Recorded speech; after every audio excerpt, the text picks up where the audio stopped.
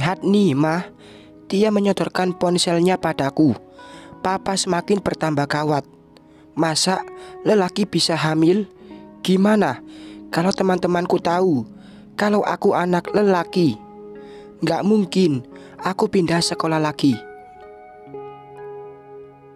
Aku menerima ponsel dia lalu melihat video yang sedang diputarnya. Ya, itu aplikasi video dan tentu yang dilihat adalah Mas Arga. Dengan bangganya ia mengatakan kalau sedang hamil. Ya Tuhan, bahkan banyak yang berkomentar menghujat dan tak sedikit juga mendukung. Tentu yang mendukung adalah kaum seperti dia. Semoga Mas Arga taubat hingga tidak menjadi masalah dalam hidup putriku. Menghela nafas kasar, aku pun tak tahu harus berbuat apa. Mau marah sudah capek, mau mengajarnya juga sudah beberapa kali. Tapi tetap saja yang namanya belok susah disadarkan. Karena kesenangan syaitan sudah bersarang. Non Sarah dipanggil nyonya besar. Ucap Biinah tiba-tiba di depan pintu. Pintu kamar Tia sedikit terbuka hingga Biinah tidak mengetuk dulu. Ada apa, Mi? Aku mulai duduk. Gini, Sarah. Barusan Jeng Siska menghubungi Mami. Katanya mantan suamimu lelaki yang terkenal di TikTok ya. Tuh kan, Mas Arga berhasil membuat hidupku jadi pusat perhatian ibu mertua. Kalau Mas Ismail sudah tahu dari awal. Tapi kalau dengan Mami pernah membahas ini, namun tidak mengatakan kalau mantan suamiku adalah yang terkenal dengan sensasi dosa di beberapa aplikasi video. Iya Mi, Tante Siska benar. Mantan suamiku mulai terkenal dengan sensasi pernikahan sesama. Mami menyilangkan kaki sambil menghela nafas kasar. Bisa dilihat ia kurang suka dengan berita ini. Dulu Ismail pernah bilang kalau penyebab perceraianmu karena suamimu selingkuh dengan lelaki. Tapi kalau masalah mantan suamimu mengumbar dosa hidupnya melalui video, baru kali ini Mami tahu. Aku bisa apa yang dilakukan Mas Arga di luar kendali. Jika bisa, akan kumusnahkan kaum itu dari muka bumi. Andaikan bisa. Maaf, Mi. Sarah tidak memberitahu sebelumnya. Sarah kira Mas Ismail sudah memberitahu. Nggak apa-apa. Hanya saja Mami takut kalau kasusmu dengan mantan suamimu berpengaruh dengan kegiatan sosial Mami. Mereka pasti mengira kalau Mami tidak layak jadi contoh karena punya menantu. Mami tidak melanjutkan kata-katanya. Apakah aku salah dari kasus ini? Justru aku korban. Tapi kenapa ini bisa jadi masalah bagi Mami? Apa salah Sarah, Mi? Lebih baik bertanya daripada dipendam dalam sebuah penasaran. Keluarga ini keluarga terpandang. Hanya itu, jawab Mami. Jawaban yang... Bi, buatkan aku kopi. Mami bangkit dari duduknya lalu memanggil Biinah. Biar Sarah bikinin, Mi. Nggak usah, kita punya pembantu yang digaji. Sebaiknya selesaikan masalahmu dengan mantan suamimu agar tidak memamerkan fotomu di video. Sepertinya kalian punya masalah yang belum selesai. Jangan bikin masalah kalian dikonsumsi orang banyak. Seolah aku tak becus jadi mertua yang tak bisa mengarahkan. Lalu Mami berlalu dari hadapanku. Ucapan Mami berhasil membuatku terdiam. Sepertinya aku dihakimi dengan yang bukan kesalahanku. Mami tak salah juga. Video Mas Arga seolah aku adalah wanita yang sangat jahat. Tapi apa tidak bisa? Mami mengerti dan melihat dari sudut pandang sebagai Sarah. Mah, aku tersentak mendengar Tia memanggil.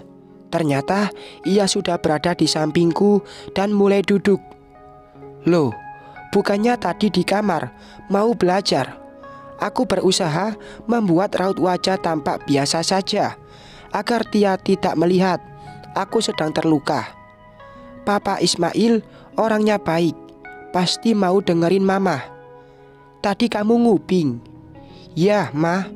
Maaf, bukan maksud dia ikut urusan orang tua. Tapi barusan Om Andi nelpon Tia. Ada apa Andi menelponmu, Nak? Mau jemput bawa ke rumah nenek? Aku harus cari cara melarang Tia ke rumah ibu mantan mertua. Pertengkaran terakhir kali sudah cukup membuatku tak ingin berhubungan lagi dengan keluarga itu. Akan kujauhkan Tia dari mereka. Iya, Mah. Tia menganggukkan kepala. Nak, Mama sedang tidak berhubungan baik dengan nenekmu. Nenekmu menyalahkan Mama karena tak menerima Om Andi, dan bahkan meminta Mama cerai dengan Papa Ismail. Aku menjelaskan ini karena Tia sudah cukup mengerti dengan apa yang terjadi. Masa sih nenek jahat banget? Tapi nenek baik sama Tia, Ma. Tia tampak sedih. Ini yang sulit. Tia sangat dekat dengan ibu mantan mertua. Kedekatan nenek dan cucu yang tak bisa dipisahkan. Menghela nafas kasar, sepertinya caraku tak berhasil. Justru membuat Tia sedih. Jangan desak Mama mengizinkanmu ke rumah nenekmu. Tolong mengerti, Nak. Bukankah kamu dengar apa yang dikatakan Oma barusan? Tapi ini bukan salah Mama kok. Ini salah Papa. Tapi tidak di pikiran Oma. Oma hanya memandang sekilas, Nak. Apakah seperti ini hidup orang kaya? Dikit-dikit nama baik, dikit-dikit ada aturan. Shh. Aku menempelkan telunjuk di bibir, menyuruh Tia diam. Jangan sampai ucapanmu didengar Oma. Egois kalau aku memisahkan Tia dengan ibu mantan mertua. Di sini yang terlihat Tia butuh neneknya dan Andi. Ya, anakku sangat dimanja dan disayang di sana. Meskipun aku sudah cerai dengan Mas Arga, tapi aku hanya tak ingin ini bermasalah dengan rumah tanggaku sekarang. Kalau gitu, nanti Mama minta izin Papa Ismail dulu. Segelas jus lemon ku bawa ke kamar. Ini buat suami. Meskipun tidak diminta, Mas Ismail baru pulang kerja, langsung mandi, tanpa duduk atau minum dulu. Katanya tadi ke area proyek dan banyak debu, dan ia khawatir aku sakit karena merasa bawa virus dari luar. Jus itu kuletakkan di nakas, tepatnya di samping ponsel Mas Ismail. Baru ingin beranjak ke ranjang, tiba-tiba ponsel itu berdering. Ada panggilan masuk dari Ririn. Ririn? Sepertinya nama itu tak asing di telinga. Oh iya, Ririn, nama adik Tante Siska yang pernah disebut waktu itu. Dari cerita yang terdengar, ia juga berteman dengan Kak Amel. Namun, ada hubungan apa Mas Ismail dengan Ririn? Siapa yang nelpon, Char? Tiba-tiba Mas Ismail sudah keluar dari kamar mandi hingga membuatku tersentak. Siapa Ririn, Mas? Tanyaku. Tak perlu basa-basi mencurigai, lebih baik bertanya. Oh, Ririn. Bukan menjawab, Mas Ismail mengambil ponselnya di nakas. Bentar, aku jawab dulu, ucapnya tanpa ragu.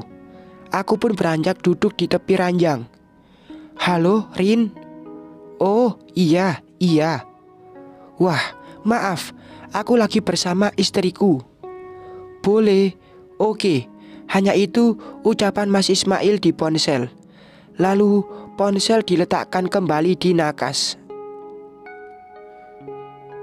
Dari cara Mas Ismail menanggapi telepon wanita bernama Ririn, ia tampak senang, seperti bicara dengan seseorang yang sangat akrab saja. Apakah seperti ini dulunya bersama Kak Amel, hingga ada wanita yang tak dikenal istri Mas Ismail bicara ramah? Oh Tuhan, apakah aku sedang cemburu? Ririn juga bersahabatan dengan Amel, sama sepertimu dengan Amel, Sarah, ucap Mas Ismail, mulai duduk di sampingku. Sahabat, tentu aku tak rela jika Mas Ismail masih akrab dengannya. Aku ya aku, bukan Kak Amel yang sahabat Ririn.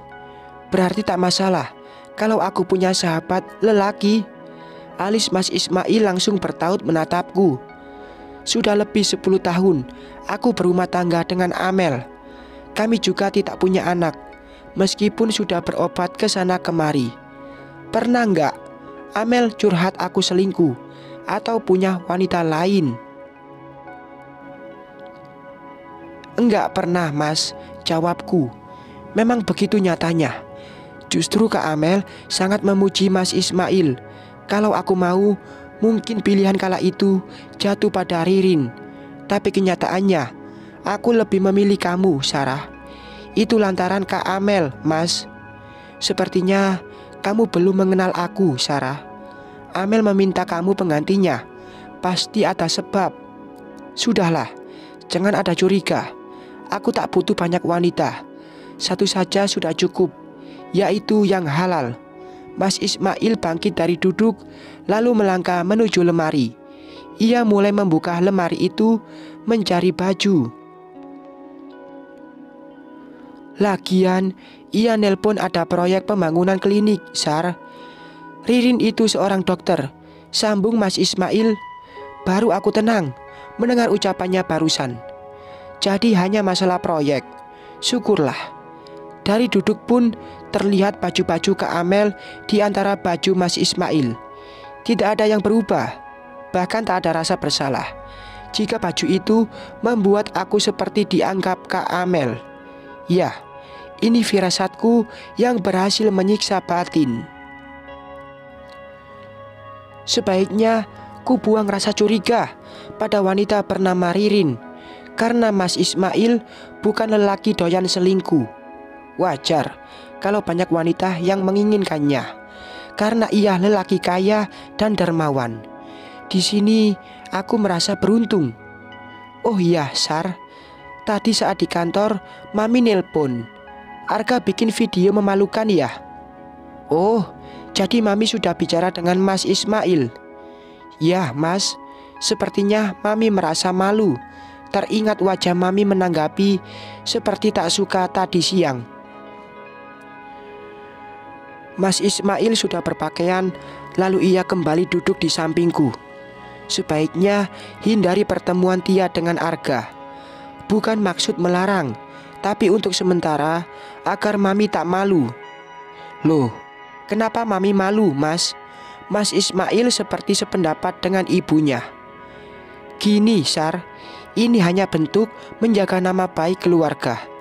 Teman-teman Mami akan mengira tak bisa mengarahkan menantu karena video itu terlihat kamu dan Arga sedang punya masalah besar. Mami hanya malu dianggap tak bisa mendidik menantunya. Selama ini Amel juga dididik Mami. Karena ucapan Mas Ismail seolah aku dituntut harus seperti Kak Amel. Mas, aku bukan Kak Amel. Lagian kita menikah bukan karena pacaran. Dan aku belum 1 bulan di sini.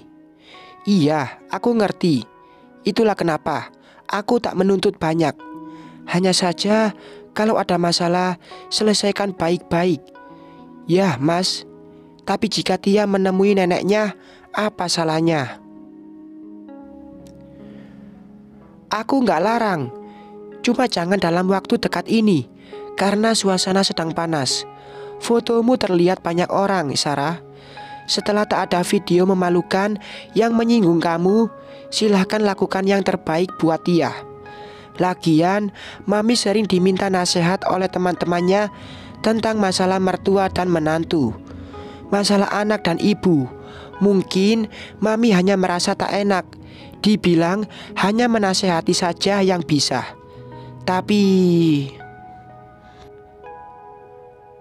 Mas Ismail dan Mami mengira aku punya masalah besar yang belum terselesaikan dengan mantan suami. Seolah aku mencari gara-gara hingga membuat malu keluarga, seperti menantu tidak berpendidikan atau bandel. Itu yang kutangkap dari perkataan mereka. Apakah begini jadi istri orang kaya? Semua serba ada aturan. Selalu yang diutamakan nama baik keluarga tanpa melihat siapa yang benar dan siapa yang salah. Apa? Papa Ismail melarang Tia ketemu nenek dan Om Andi, Mah? Tia terkejut saat kularang ke rumah neneknya. Ini karena video papamu yang memperlihatkan foto mama. Tunggu suasana tenang dulu ya. Yang salah tuh papa, bukan mama. Kok nggak masuk akal? Tia tampak cemberut. Mama jadi pusat perhatian teman-teman omah Tia. Tahu begini, nyesal aku izinin mama menikah sama Papa Ismail. Masa aku nggak bebas? Ini berhasil membuatku di posisi serba salah. Bersambung.